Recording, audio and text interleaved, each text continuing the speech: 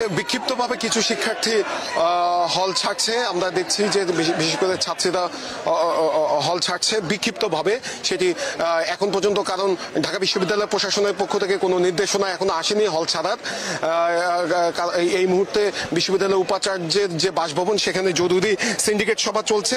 আমরা যতখানি জানতে পেরেছি যে এরই মধ্যে প্রাথমিকভাবে সিদ্ধান্ত নেওয়া হয়েছে বিশ্ববিদ্যালয় অনির্দিষ্টকালের জন্য বন্ধ থাকবে এবং হল ভ্যাকেন্ট করে দেওয়ার যে সিদ্ধান্ত সেটি বিশ্ববিদ্যালয় প্রশাসন নিতে পারে বলে আমরা আমাদের সোর্সের মাধ্যমে যতটুকু সম্ভব জানতে পেরেছি। আর আমি যদি বলি, এখন বিশ্ববিদ্যালয় ক্যাম্পাসে একদম টালমাটাল অবস্থা বিরাজ করছে, উত্তপ্ত অবস্থা বিরাজ করছে।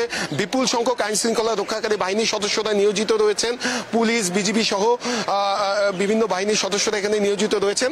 সেই সঙ্গে উপাচার্যের বাসভবনের সামনে আন্দোলনকারী যে শিক্ষার্থী রয়েছেন তারাও এখানে অবস্থান করছেন। তাদের যারা নেতৃত্বে রয়েছে, তাদের যারা সমন্বয়ক রয়েছে, তাদের সাথে আমার কিছুক্ষণ আগে কথা হয়েছে।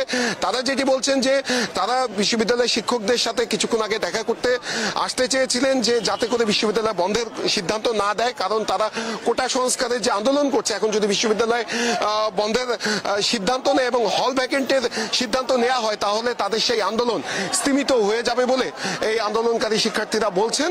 সেই জন্য তারা এই উপাচার্যের বাসভবনের সামনে অবস্থান করছেন। আমরা দেখছি যে এক ধরনের উত্তেজনাকর পরিস্থিতি এখানে বিরাজ করছে।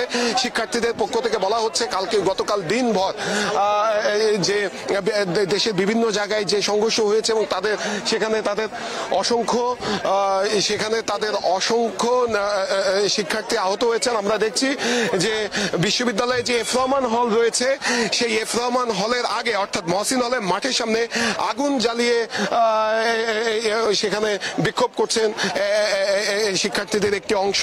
একটু যদি সেই চিত্র একটু দেখাই, সেখানে আগুন জ্বালিয়ে শিক্ষার্থীরা বিক্ষোভ করছেন। বলা চলে যে বিশ্ববিদ্যালয়ে যে হলপাড়া রয়েছে, সেই হলপাড়ায় একদম উত্তেজনাকর পরিস্থিতি, থমথমে পরিস্থিতি। গত কয়েক বছরে এমন পরিস্থিতি ঢাকা বিশ্ববিদ্যালয় ক্যাম্পাস দেখেনি। সেই পরিস্থিতি এখন চলছে। শিক্ষার্থীরা যেটি বলছেন যে গতকাল তাদের অসংখ্য সাধারণ শিক্ষার্থীদের উপরে হামলা হয়েছে। সেই হামলার প্রতিবাদে তারা আজকের এই বিক্ষোভ করতে এসেছেন এবং তারা বলছেন যে সেই হামলার সাথে যারা জড়িত তাদের বিরুদ্ধে কঠোর ব্যবস্থা নিতে হবে। আমরা দেখছিলাম যে সেখানে আসলে দূর থেকে আমি দেখার চেষ্টা করছি, সেখানে বোধহয় একটি মোটরসাইকেলে আগুন দেওয়া হয়েছে। এই এফ রহমান হলের সামনে একটি মোটরসাইকেলে আগুন দেওয়া হয়েছে। আমরা একটু সেই চিত্রটি দেখানোর চেষ্টা করছি। এক ধরনের উত্তপ্ত পরিস্থিতি এই বিশ্ববিদ্যালয় ক্যাম্পাসে বিরাজ করছে।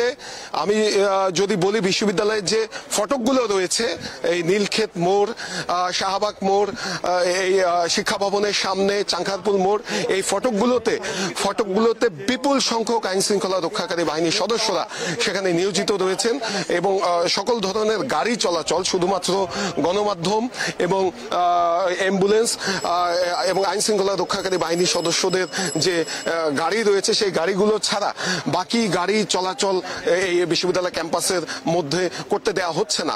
আমরা সাধারণ শিক্ষার্থীদের, যারা আন্দোলনকারী শিক্ষার্থী রয়েছেন, তাদের সাথে কথা বলেছি। তারা বলছেন যে যতক্ষণ পর্যন্ত তাদের দাবি আদায় না হবে এবং সেই সঙ্গে তাদের উপর যে হামলা হয়েছে, সেই হামলার বিচার যতক্ষণ পর্যন্ত না হবে, ততক্ষণ পর্যন্ত তারা এই আন্দোলন কর্মসূচি চালিয়ে যাবেন। তো এই ছিল আমার কাছে এখানকার সবশেষ।